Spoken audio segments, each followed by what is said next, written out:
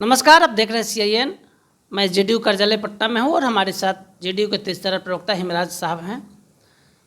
मुख्यमंत्री नीतीश कुमार ने कल वीर कुंवर सिंह की जयंती पर कहा कि इतिहास को नहीं मिटने देंगे। दूसरी तरफ तेलंगाना में गृह मंत्री अमित शाह ने कहा कि अगर मेरी सरकार तेलंगाना में बनती है तो मुस्लिम आरक्षण को ख़त्म कर देंगे। तो एक तरफ इतिहास नहीं मिटने देंगे और दूसरी तरफ आरक्षण ख़त्म कर देंगे। किस रास्ते पर जेडीयू बढ़ रहा है? देखिए, मुख्यमंत्री जी का कहना कि इतिहास मिटने नहीं देंगे, मतलब भारत का जो इतिहास है, जो बिहार का इतिहास है, बिहार में एक पर एक हमारे जाबाज जो है देशभक्त रहे, हमारे क्रांतिकारी देशभक्त रहे, अंग्रेज़ों से लोहा लेने वाले रहे और कई अनेक जो है महापुरुष इस धरती से पैदा हुए, जो अनेक समाज सुधार का काम किए और समाज में जो कुरीतियाँ थी उस कुरीतियों को ख़त्म करने की लड़ाई लड़े। तो कहने का मतलब ये है कि जो मेरा सही इतिहास है, जो मेरे महापुरुष हैं, उनको कोई मिटाना चाहेगा, इतिहास से उनको कोई गायब करना चाहेगा तो ये असंभव है। मुख्यमंत्री जी आज ममता बनर्जी से मिलेंगे और धुआंधार दौरा करते हुए अखिलेश यादव से भी आज उनकी मुलाकात संभव है। इसको किस रूप में आप जेडीयू देख रहे हैं?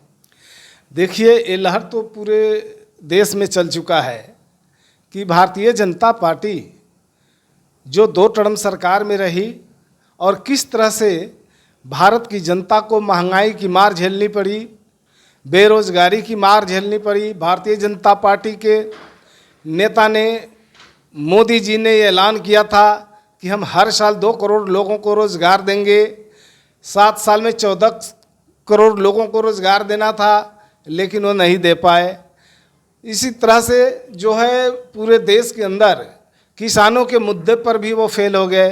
किस तरह से देखा है आप लोगों ने, जो है किसानों के बीच किसान जो अपने मांगों को लेकर के लगातार आंदोलन पर रहे और ये सरकार जो है उसके कान पर जो है जू तक नहीं रेंग पाई। तो ये सरकार किसानों की दुश्मन, अनुसूचित जातियों और पिछड़ों के दुश्मन, आदिवासियों के दुश्मन। आपने देखा को किस तरह से बाबू जगजीवन राम छात्रावास योजना थी, जो बाबू जगजीवन राम के नाम से चल रही थी, केंद्र सरकार की योजना थी, बहुत पहले से चल रही थी, उसको इन्होंने ख़त्म कर दिया।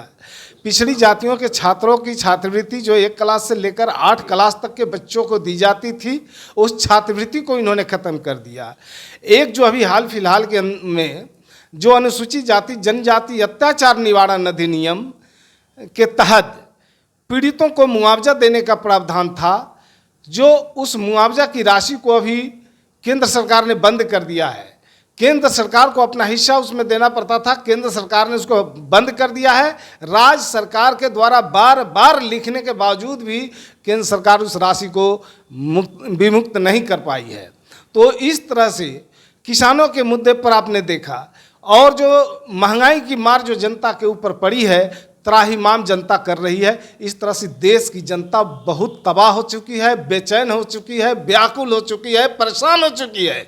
इसलिए भाजपा से वो मुक्ति चाहती है और इसलिए जो है ऐसा लगता है, जो लोगों की जन भावना को देख करके, लोगों को जो भावनाएं हैं उसको देख करके ऐसा लग रहा है कि जनता चाहती है परिवर्तन, भाजपा को भगाना चाहती है भारत से, 24 में भाजपा मुक्त भारत बनाना चाहती है। और इसी भावना का कदर करते हुए सारे पार्टियों ने जो है एक होने का मन बना लिया और इस मुहिम के तहत हमारे नेता जो हैं जा रहे हैं, सभी लोगों से मिल रहे हैं और इसमें हमें बड़ी सफलता मिल रही है। चूँकि ये हमारी व्यक्तिगत नहीं, पूरे देश की जनता की मांग है और जनता की मांग पर भाजपा विरोधी ताकत जो विपक्ष में है, सारे राज्यों में लोग जो है एक मंच पर आने के लिए ठान चुके हैं और इस कारवा को आगे बढ़ा रहे हैं। बड़ी तेज़ी से लोग आगे बढ़ रहे हैं। निश्चित रूप से 2024 के चुनाव में भाजपा भागेगी इस देश से, भाजपा मुक्त भारत बनेगा और गैर भाजपाई जो है सरकार अस्तित्व में आएगी और वो जनता की सरकार होगी, गरीबों की सरकार होगी। तो आप सुन रहे थे जेडीयू प्रवक्ता को, इन्होंने साफ कर दिया कि नीतीश कुमार गैर भाजपाई सरकार का नेतृत्व करने के लिए निकल चुके हैं। सभी बड़े नेताओं से मुलाकात उनकी हो रही है और निश्चित रूप से 2024 में भाजपा मुक्त सरकार देश में बनने जा रही है, जैसा इन्होंने अपना विश्वास जताया है। हमारे सहयोगी स्टंडी के साथ कौशलेंद्र पटना से।